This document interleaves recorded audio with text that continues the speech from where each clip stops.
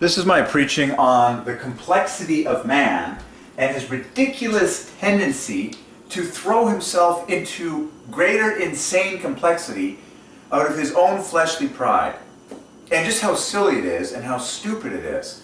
When you read the words of Jesus and you realize how clean and efficient and gorgeously packed they are and how simple all the commands of God are, you are just set free from any kind of overly complex concept or system or manual or book that any man tries to throw in front of you. In general, I see the great sin of the godless society being slavery to complexity. Slavery to complexity. If you do everything God's way, your life is actually incredibly simple and incredibly painless, basically, in many ways, and very effortless. The yoke is easy and the burden is light, Jesus said. If you want to have a life that is full of stress, which is insanely unhealthy, and feel like you're going insane, you'll choose the dumb complexity path, and you'll drive yourself insane, because it is insane. God's way has always been incredibly efficient and simple and affordable to the poorest of the poor. You know something is not of God because it's clinically insane. It's clinically overwhelmingly complex. Okay? For example, all the retarded, psycho, insane stipulations regarded in income tax regulation. Folks, there never used to be an income tax, and that was righteous before God. Okay?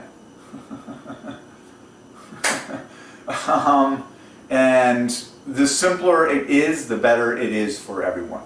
I'm not even going to start on the subject, but in general, it never ceases to amaze me how man wants to make things more complex.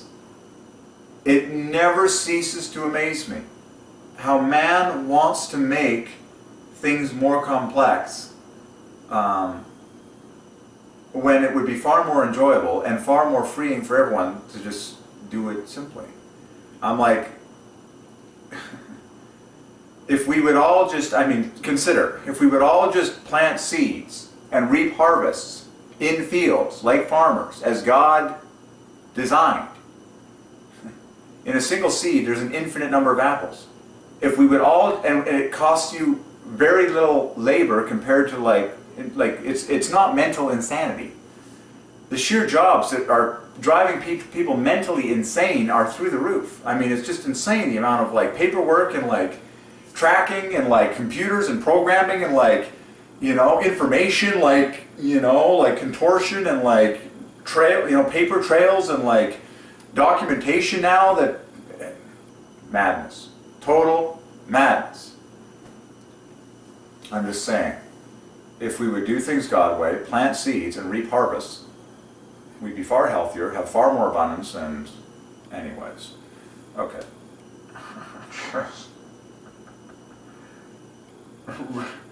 Most university degrees are completely full of unnecessary material. It's just obvious. Okay. Read the words of Jesus. They'll set you free from so much garbage. Folks, here's a personal confession. I only wish, my parents were good, but they aren't nearly as good as the love of God. The overwhelming, affectionate, unconditional, intimate, joyful, super happy, love to see you, affectionate love of God. If a child is loved with insane love, like the Father God love, if they are absolutely loved in the highest degree, they won't feel the need to travel the world. They won't feel the need to, and they're fed the truth, they won't feel the need to go into some psychopathic career. They won't feel this psycho ambition to be a careerist. They will just be so happy because they've got the truth, they've got rich love, and that's it. When you are completely loved, when you are loved by God and you are in love with God and you are deeply baptized in the truth, you are so content to work the simplest job of all time. The simplest job of all time. And have the simplest of possessions of all time, because you have the true riches, which is love. God is love. An intimate, deep knowledge of God and personal relationship with Him ongoing day to day. And then a few select people in your life that you are intimate with, and I hope that they are extremely loving. Okay? It seems to me that truly God-like loving people are at an all-time low right now. Like, it's just, man, there's a lot of cold hearts out there. A lot of cold hearts. A lot of self-protecting people, especially females. Jay said it perfectly the other day. Jay says, it seems like women these days are very standoffish. I said, good word. That's pretty much the word I was looking for. That's a good way of putting it. Standoffish. Which is to say, I like the attention that men and other people give me, but I'm not going to actually love someone. I'm not actually going to be cheerful and really deeply loving towards any one person. I am not going to be very lovingly expressing, unless it benefits me, in my job as a waitress. If I'm friendly and I look good and you make people smile and I laugh and pretend to be their friend, I get big tips. I'm like, wow, that's gross.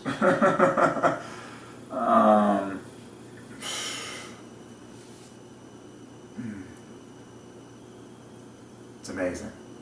It is so amazing. I'm like, this is kind of a bad example, but there is a small reason why.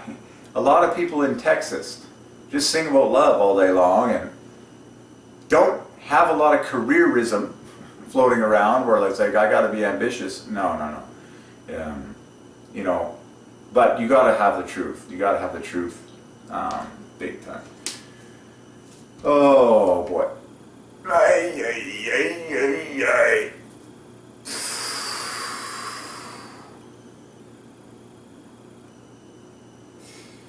Oh, I got so much to preach on, but I'm just going to do it in small snippets.